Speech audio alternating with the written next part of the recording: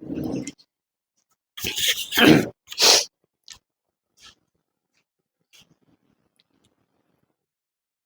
Everyone, स्वागत है आपका अपनी यूट्यूब चैनल करियर पर। और पता नहीं एसएससी के चेयरमैन क्या करते रहते हैं, और ये एसएससी ने एक नया नोटिफिकेशन निकाला। उस नोटिफिकेशन में क्या क्या एडिक्विटी हट गई, क्या टीसीएस वापस आने वाला है, इस सारे डाउट को मैं आप अभी क्लियर कर दूंगा 5 से 7 मिनट में। एसएससी की तरफ से आपको पता है नोटिफिकेशन लगातार आते रहते हैं, चाहे वो एग्जाम कैंसिल करने का हो या कुछ और करने का हो, या आंसर की में बदलाव। और एसएससी में मतलब आपको पता ही है नोटिफिकेशन आते रहते हैं। तो एक नोटिफिकेशन थोड़ा सा राहत भरी सांस कह सकते हैं, लेकिन राहत भरी सांस के साथ साथ ये कंफ्यूजिंग वाला भी पार्ट है। तो बच्चे इसी बात पे टेंशन में है कि दोबारा से एडिक्यूटी हट गया, टीसीएस आने के चांसेस कितने। जो नोटिफिकेशन में जो लिखा है मैं उस पर बात करूंगा। चलिए नोटिफिकेशन कहाँ है, मैं नोटिफिकेशन को ऑन कर लेता हूँ। ठीक है, नोटिफिकेशन अभी 2 मिनट में अभी। ठीक है, तो आपको बताइए कि जब से एडिक्यूटी आया पेपर की साइकिल 2025 में जिन बच्चों के साथ जो गलत हुआ उसका क्या करेंगे चेयरमैन साहब, आप ये बताइए। उनका तो कुछ हो नहीं पाया, ऊपर से आपने नोटिफिकेशन निकाला है। ठीक है, अब मैं नोटिफिकेशन थोड़ा सा ध्यान से समझेंगे और यहाँ पे आपको डाउट क्लियर हो जाएगा क्या एडिक्यूटी सच में चलेगी या टीसीएस आने वाला है। ये सारी चीजों पर हम लोग बात करेंगे। तो पहले नोटिफिकेशन तो काफी बड़ा है, पर मैं थोड़ा सा चाहूंगा कि इसको शॉर्ट में कर दूं, कंसाइज कर दूं आपके लिए। यानी कि staff selection commission request for information, यानी कि इसका मतलब है आरएफआई। ये नोटिफिकेशन आया है, इसका मतलब है। अब मैं बता दूं इसमें उन्होंने जो टीसीएस वगैरह का कहीं भी नाम नहीं लिया है। अब मैं बता दूं exploring technology to conduct examination in digital mode, issue for the market assessment technology discovery. उन्होंने एक एसएससी ने एक प्रस्ताव पास दिया है, जितनी भी कंपनियां हैं यानी कि जो हमारे एग्जाम को ट्रांसपेरेंसी दिखा सके। जैसे आपको पता है 12 पेपर कैंसिल हो जाना, कहीं चीटर पकड़े जाना, इसलिए इंपोर्टेंट नोटिस है this RFI issued solely for information gathering and market assessment.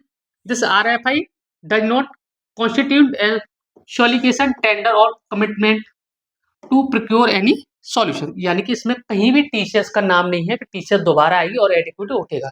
उन्होंने बोला है कि हमें एक ऐसी कंपनी की जरूरत है जो हमारे पेपर चल रहे हैं उसमें ग्लिचेज होना, जैसे कि कह सकते हैं response will be the use to understand available technology approach and implement consideration and digital examination. जो कि डिजिटल एग्जाम है आपको पता है। और ये भी यहाँ से क्लियर हो, ऑफलाइन की तरफ तो एसएससी अब जाएगी नहीं, ऑनलाइन भी इन्होंने बोला है कि हमें एक बेहतर कंपनी की तलाश है जो कि एग्जामिनेशन को फेयर कराए, ना कि एडिक्यूटी को हटाने की कोई यहाँ पे बात नहीं हुई। ठीक है, और उसमें क्या क्या responded to advise not to include proprietary information unless clearly mark and share their description.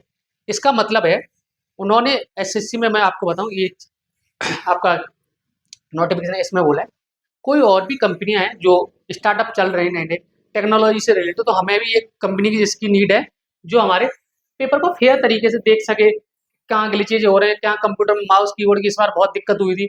और साथ ही साथ जैसे आपको पता है पेपर लीक भी बहुत हुआ है एमटीएस में, झारखंड में सेंटर पर पकड़ा गया बच्चा। किसी भी तरीके से इन चीज़ों को रोकने के लिए इन्होंने आरएफआई डाला है, यानी कि रिक्वेस्ट फॉर इंफॉर्मेशन। और कुछ नहीं है इसमें। मैं आपको ये नहीं कह सकता कि भाई टीसीएस आने वाली एडिक्यूटी उठने वाली, इसमें ऐसा कोई कहीं भी नहीं लिखा है। एक पेज और है, अब हमारे काम का उसको और पढ़ ले तो, और इस नोटिफिकेशन कुछ उन्होंने नहीं दिया है, जो कि आपका ये रहा। बस लेटर ऑफ इन्विटेशन दिया है, ना कि उन्होंने लेटर ऑफ इन्विटेशन है to prospective respondent technology providers system integrator OEM startup research institute. अब उसमें साफ साफ बोला है जो टेक्नोलॉजी प्रोवाइड कर रही कंपनियां या system integrators and OEM and startup, जो कंपनियां स्टार्टअप अभी कर रही हैं उनके लिए आरएफआई डाला है। एक्सप्लोरिंग, इसका मेन मकसद है exploring technology to conduct examination in digital mode. मतलब जो हमारे पेपर चल रहे हैं उनको बेहतर तरीके से करने के लिए कोई कंपनी है तो आप हमसे बात करिए, एसएससी ने ये बोला है। ठीक है, और एक दो चीज और है, स्टाफ सिलेक्शन कमीशन यानी कि SSC conduct to large scale examination across the multiple subject and region in view increasing skill, यानी कि वो अपने दायरे को बढ़ाना चाह रहे हैं। तो कह सकते हैं एडिक्यूटी ये सारा काम नहीं कर सकती, तो उनका मतलब है कि एक ऐसी कोई कंपनी हमें मिल जाए जो हमें थोड़ी बहुत मदद कर सके, जो पेपर में ट्रांसपेरेंसी लेके आए, एग्जाम में ग्लिचेस ना हो, ये सारी चीज़ों पे लेके RFI डाला है। तो इसमें कहीं नहीं लिखा है कि एडिक्विटी हटेगा और TCS आएगा। तो आप बिल्कुल ये दिमाग से निकाल दीजिएगा कि आपका पेपर TCS लेने वाला, एडिक्विटी हटेगा। तो अब तो आपके दिमाग में एक चीज़ और आई होगी, क्या सर पेपर पोस्टपोन्ड होगा? पेपर पोस्टपोन्ड क्यों होगा भाई? ये कोई वो थोड़ी है कि वेंडर की थोड़ी उन्होंने इन्विटेशन दिया है, लेटर ऑफ वेंडर जो कि कह सकते हैं एक नया वेंडर लाने की थोड़ी कही है उन्होंने। बस एक चीज़ बताइए, जो अभी नए-नए स्टार्टअप हो रहे हैं टेक्नोलॉजी से रिलेटेड, उसमें से हमें कोई कंपनी बताए या हमसे बात करे SSC वालों से कि हाँ, अब आपके एग्ज़ाम में फेयरनेस और ट्रांसपेरेंसी ला सकती है, ठीक है? और कुछ नहीं है उसमें। नोटिफिकेशन तो 35 पेज का होता है इनके, लेकिन काम के 2 ही पेज हैं और मैंने आपको ये बता दिया। तो आप बिल्कुल अपनी तैयारी रखिए, ऑन टाइम सीजीएल होगा, ये चीज़ मैं आपको बता दूँ। थोड़ा बहुत डिले हो सकता है 10 से 15 दिन, लेकिन आपको तैयारी तो आपको करनी ही करनी है। तो आप बिल्कुल इस चीज़ की चिंता ना करें कि पेपर डिले होगा, ये TCS वेंडर आएगा, एडिक्विटी हट जाएगा, तो ये चीज़ों पे आपको नहीं जाना है। तो अपनी तैयारी करते रहिए, मस्त रहिएगा।